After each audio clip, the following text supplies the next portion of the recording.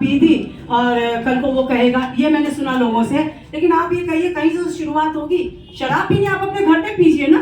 आज बाप बेटे के बीच में डिफरेंस नहीं है, दादा पोते के बीच में डिफरेंस नहीं है, बीवी और बेटे के बीच, माँ और बेटे के बीच में डिफरेंस नहीं है, पति पत्नी के बीच में कोई डिफरेंस नहीं। खुला पहले जो कोई शराब पीता था ना, माँ बाप से छुप के पीता था और आता था अपने कमरे में सो जाता था।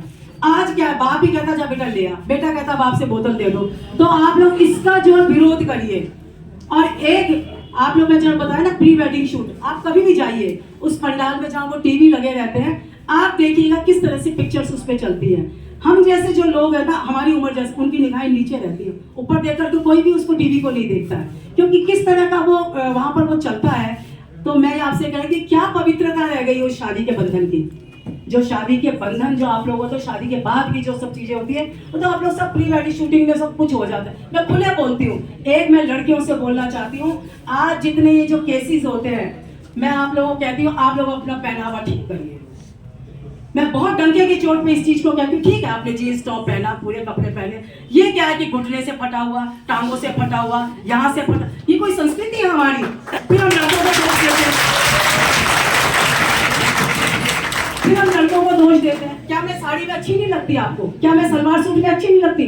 खाली बदन दिखाने में ही क्या अच्छाई है कि हम लोग जो है वो सोचते नहीं, अरे भाई हम तो बैकवर्ड हो जाएंगे इसमें अगर बदन नहीं दिखाया तो इसमें कोई भी लड़का आपकी तरफ इम्प्रेस नहीं होगा।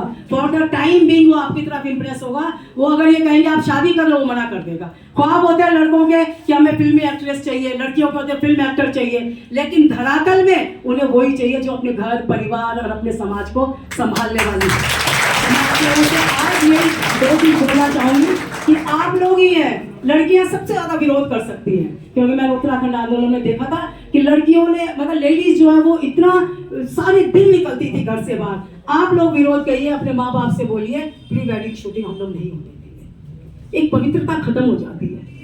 और उसके बाद जो है ये शराब जो परोसी जाती है, एक चीज चलन और हो गया, मैं आपको बताती हूँ। वो जो दूल्हा है ना, वो तो आ जाता है स्टेज पे खड़ा हो जाता है, तो बारात आ गई, स्टेज पे खड़ा हुआ तो वेट कर रहा है। पहले दुल्हन वेट करती थी, अब उल्टा चलो ये भी चलो ठीक है, आजकल वो जमाना ऐसा ही है। उसके बाद दुल्हन आती है वरमाला लेकर के, वो नाचती हुई आती है। अरे ये क्या तरीका है भाई? ये तो कोई शालीनता नहीं है हमारी। दुल्हन नाचती हुई आती है स्टेज तक। आप देखिएगा उस दूल्हे को, उसकी इतनी इम्प्रेसिंग सी पोजीशन होती है, उसके दूल्हे के दोस्त तो सीटी मारते हैं और लड़का यूं आगे झुका करके खड़ा रहता है अपनी दुल्हन का वेट करने के लिए। इस चीज का आप लोग विरोध करें कि हम लोग नहीं करेंगे। ये हम लोग ये नाचने का ये बिल्कुल भोंडा तरीका है नाचने का, आप लोग बिल्कुल मत करिएगा ये सब। आप लोगों को इसलिए बोलना अपनी बेटियां इन लड़कों को बहुत मजा आ रहा है, लेकिन ये लड़के भी विरोध कर सकते हैं, इनको भी विरोध करना चाहिए कि भाई मेरी बीवी है, मैं इसको समाज के सामने थोड़ी नचाऊंगा, कोई भांड थोड़ी है, ये सब बीच में लड़के भी विरोध करें इस चीज का। एक तो पहनावा अच्छा रखो और शादी की पवित्रता। मैंने साउथ में शादियों में गई हूँ, वहाँ राम सीता की जैसी शादियाँ होती है, लक्ष्मी विष्णु जी की तरह शादियाँ होती है, इतनी पवित्रता होती है उन शादियों में। और मैं डंडे की चोट पे कहती हूँ कि पूरे उसमें उत्तराखंड सबसे ज्यादा बर्बाद हो गया इस समय, क्योंकि उनको सबसे ज्यादा चाहिए ये फैशन।